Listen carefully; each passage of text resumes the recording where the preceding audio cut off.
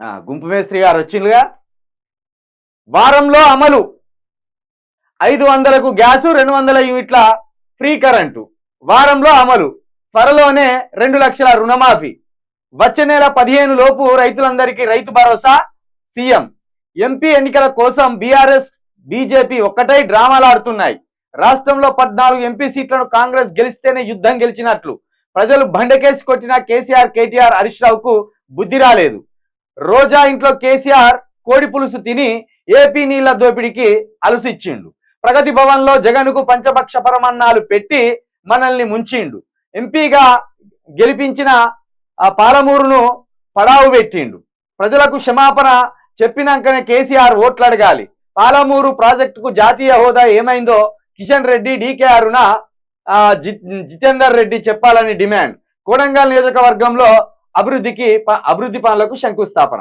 ఇక్కడ మనము ప్రధానంగా చాలా అంశాలు పెట్టిండ్రు. ఇక్కడ ప్రధానంగా మాట్లాడుకోవాల్సినవి ఏంటంటే, ముందుగా 500కు గ్యాస్ సిలిండర్, 200 యూనిట్ల కరెంటు ఫ్రీ వారంలో అమలు అంటాను. ఒక్కసారి పరిశీలిద్దాం. ఇంకొక ఇవాళ ఎన్ని 22 అంటే ఇవాళ 29 ఈ నెల 29 అంటే ఇంకొక 7 రోజులు ఇవి ఉన్నాయి. అటు పోతే అవి 3 రోజులు. ఇది డిసెంబర్, ఇది మార్చి 3, అటు ఆ తర్వాత 10 రోజులు. అంటే ఇంకా 19 రోజులు అయితే కాంగ్రెస్ 100 రోజుల పాలన పూర్తి చేసుకున్నట్టే. 19 రోజులు ఉన్నది. వీళ్ళు ఏమన్నారు, 100 రోజులలో 6 గ్యారంటీలు అన్నారు. 100 రోజులలో 6 గ్యారంటీలు ఇస్తాం మేము, అంతటి పోటుగాళ్ళ మేము, మమ్మల్ని మించిన పోటుగాళ్ళు ఉన్నారా అని చెప్పింది. ఇగో ఇది వీళ్ళ పోటుగాళ్ళ తనం, శాతగాని తనం, దద్దమ్మల తనం ఇది. ఇగో 6 గ్యారంటీలు. 6 గ్యారంటీలో ఉచిత బస్సు ప్రయాణం ఒకటి ఇచ్చింది ఇప్పటి వరకు. రైతు భరోసాలో రైతులకు ఇది రైతు భరోసా బదులు రైతు బంధు 20 లక్షల మంది రైతులకు వేసింది. అదేవిధంగా గృహజ్యోతి కింద ప్రతి కుటుంబానికి 200 యూనిట్ల ఉచిత విద్యుత్ ఇప్పుడు ఇస్తానంటాను. ఇంక ఇయ్యలే, వారం రోజుల్లో ఇస్తానంటాను. ఇందిరమ్మ ఇండ్లు రాలేదు. ఉద్యమకారులకు 250 గజాల స్థలం రాలేదు 100 రోజులలో. ఇక యువ వికాసం కింద 5 లక్షల విద్యా భరోసా కార్డు ఇయ్యలేదు. ప్రతి మండలంలో తెలంగాణ ఇంటర్నేషనల్ స్కూలుకు పునాదులు కూడా వేయలేదు, కనీసం మట్టి కూడా ఇవ్వలేదు. అది పక్కన పెడదాం. ఇక చేయి కింద 4000 రూపాయల పింఛన్లు ఇయ్యలే. వారం రోజుల్లో ఈ 4000 పింఛన్ ఇస్తావా? ఇది చెప్పు. 4000 రూపాయల పింఛని ఈ వారం రోజులలో ఇస్తావా? ఇదొకటి. ఇక 10 లక్షల రాజీవ్ ఆరోగ్య బీమా ఇదొకటి. యాక్చువల్లీ ఈ 10 లక్షల ఆరోగ్య బీమా ఒకటి, ఉచిత బస్సు, ఇవి 2 ప్రస్తుతం నడుస్తాయి. అయితే వీటికి ఇంకా 2 కలుపుతాను. ఏంటి? 200 యూనిట్ల ఉచిత విద్యుత్ ఒకటి, ఇంకోటి ఏమన్నారు సారు, పెద్ద సారు, 500 గ్యాస్.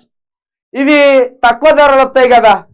కరెంటు బిల్లులు ఇప్పుడు మనం కట్టకపోయినా విద్యుత్ సంస్థలు ఉన్నాయి కదా, వాళ్ళకి ఏగొచ్చినా వాళ్ళు ఏమన్నారు కాబట్టి ఇవి ఇస్తాడు. అదేవిధంగా 200 యూనిట్ల విద్యుత్, 500 గ్యాస్ సిలిండర్. మనకు యాక్చువల్లీ వచ్చేదే గ్యాస్ అక్కడి 400కో 300కో వస్తే వీళ్ళు ఇక్కడ పెంచిస్తాను. ఇవి మరి నీకు దమ్ముంటే 4000 రూపాయల పింఛన్తో పాటు ఈ రైతు భరోసా కింద 7500 రూపాయలు వేయాలి. అదేవిధంగా వ్యవసాయ కూలీలకు 12000 రూపాయలు వేయాలి. వరి పంటకు క్వింటాలకు 500 బోనస్ అన్నావు. ఏమైంది? ఎక్కడ పోయింది గుంపు మేస్త్రి గారు?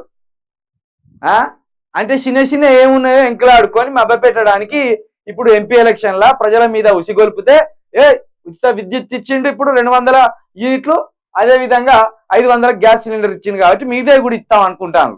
ఇయ్యరు. ఈ 4000 పింఛన్ ఇవ్వాలంటే వీళ్ళ కసరు వెళుతుంది వీళ్ళకు. ఇక అదేవిధంగా ఈ 15000 రైతు భరోసా సంవత్సరానికి 7500 7,500 అది కసరు వెళుతుంది, అది ఇయ్యలేరు. ఇక అది పక్కన పెడితే ఇంకేమంటాడు, త్వరలోనే 2 లక్షల రుణమాఫీ. ఈ త్వరలో అంటే 2 ఏళ్ళు పడుతుందో 3 ఏళ్ళు పడుతుందో. ఇక 19 రోజులు అయితే 100 రోజులు గడిచిపోయినట్టు. ఏమన్నాడు, 7వ తారీఖు నేను ప్రమాణ స్వీకారం చేయగానే 9వ తారీఖు బ్యాంకులకు పోయి మళ్ళీ 2 లక్షలు తీసుకొచ్చుకోర్రి, నా ఫోటో చూపెట్టరు చాలు, ఇట్లా ఫోటో రేవంత్ రెడ్డి ఫోటో ఇట్లా చూపెడితే చాలు ఇచ్చేస్తారు ఏ బ్యాంకుకు పోయినా. ఏమైంది మరి? ఇది ఎంపీ ఎన్నికల కోసం బీఆర్ఎస్ బీజేపీ డ్రామాలు ఆడుతున్నాయట. మీరు ఆడే డ్రామాల ముందు వాళ్ళ డ్రామాలా? మీ డ్రామాలు ఉన్నాయి కదా. ఇంకేమంటాడు, వచ్చే నెల 15 లోపు రైతులందరికీ రైతు భరోసా అట. ఇక నిన్ను ఏమనాలి రేవంత్ రెడ్డి గారు? నువ్వు వేసిందేమో రైతు బంధు 20 లక్షల మందికి, మరి ఈ మిగతా 50 లక్షల మందికి రైతు భరోసా ఎట్లెత్తావు? అంటే ఇంతకు ముందు వేసిన 20 లక్షల వాళ్ళకు 2,500 ఎగ్గొట్టినట్టేగా. అంటే వాళ్ళకి ఎగ్గొట్టినవు, వీళ్ళకి ఎత్తనంటున్నావు. వీళ్ళకి కూడా గదే రైతు బంద్ వేస్తావు, వీళ్ళకి కూడా వేసేది రైతు బందే. కానీ రైతు భరోసా అని రాస్తాను, ఈ చీకటి పేపర్ ఉన్నది కదా, దాని ద్వారా దీన్ని నమ్మించే ప్రయత్నం చేస్తాను. ఇక రాష్ట్రంలో 14 సీట్లు గెలిస్తేనే యుద్ధం గెలిచినట్ట. ఇప్పటి వరకు 100 రోజులల్లా కరెంటు బంద్ చేసిండ్లు, నీళ్లు బంద్ చేసిండ్లు, ఆటో డ్రైవర్ల హత్యలకు పొతం పెట్టిండ్లు. ఇటువంటి పెట్టి ఇంకా యుద్ధాలు చేస్తాను. మీరు యుద్ధాలేనా చేసేది? కత్తులు, ఇంకా కట్టెలు, ఇంకా తుపాకులు వేసుకొని తెలంగాణ మీదకి రప్పీరు. యుద్ధాలు చేస్తారట, యుద్ధాలు.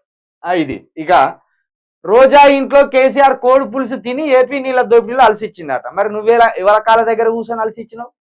యనమాల రామకృష్ణుని కాళ్ళ దగ్గర కూర్చొని అలసియలే, చంద్రబాబు కాళ్ళు పట్టుకొని అలసియలే. ఇవి గుర్తుకులేవా? ఒక రాష్ట్ర ముఖ్యమంత్రి ఇంకొక రాష్ట్ర ముఖ్యమంత్రి తోటి సత్సంబంధాలను కలిగి ఉండడా? వాళ్ళేమన్నా ఏంటిది, ఉగ్రవాదులా? పక్క రాష్ట్ర ముఖ్యమంత్రి ఈ రాష్ట్ర ముఖ్యమంత్రి సత్సంబంధాలు ఉంటేనే రాష్ట్రాల మధ్య పంచుకోవాల్సిన నీళ్లు కావచ్చు, ఇంకా ఇతరత్ర అనేకమైనవి ఉంటాయి, వాటితో సత్సంబంధాలు ఉండద్దా? లొల్లిలు పెట్టుకోవాలా? ఇప్పుడు నువ్వు ఇప్పుడు నీకు జగన్మోహన్ రెడ్డి పడది కాబట్టి లొల్లి పెట్టుకుంటాను. ఆయన నీకు ఏది శుభాకాంక్షలు చెప్తే ఇప్పుడు పోయి నువ్వు కూడా కూర్చునేటోని కదా, నువ్వు కూడా షాలో కప్పించుకుని ఇంత కోడి కూర, ఆ రాయలసీమ బిర్యానో, రాయలసీమ నాటుకోడి బిర్యానీ తినటోనివి. ఇక ప్రగతి భవన్ లో జగన్ కు పంచపక్ష ప్రమాణాలు పెట్టి మనల్ని ముంచింది. మరి మొన్న షర్మిలక్కని పిలుచుకొని నువ్వేం చేసినావు? గుంపు మేస్త్రి గారు షర్మిలక్కని పిలుచుకొని నువ్వేం చేసినావు? ఇంకేమంటాను, కిషన్ రెడ్డి డీకేఆర్ జితేందర్ రెడ్డికి క్షమాపణ చెప్పాలట పాలమూరు ప్రాజెక్ట్ సంబంధించి. మరి డీకేఆర్ ఏ పార్టీలోకి వెళ్ళి ఏ పార్టీలోకి పోయింది? నీ పార్టీలోనే ఉన్నది, అడుగు. మరి ముందు నీ పార్టీ కదా, కాంగ్రెస్ పార్టీ కదా. నువ్వు అప్పుడు తెలుగుదేశంలో ఉండే, ఆ కాంగ్రెస్ లో ఉండే, ఇప్పుడు ఆ బీజేపీలో పోయింది, నువ్వు కాంగ్రెస్ లో పోయినాయి. అంతా జంపింగ్ చెప్పంగులే కదా. అడిగేదానికన్నా ఉండాలి కనీసం సిగ్గు. ఏం అడుగుతాన్నాం మనం, ఏంది?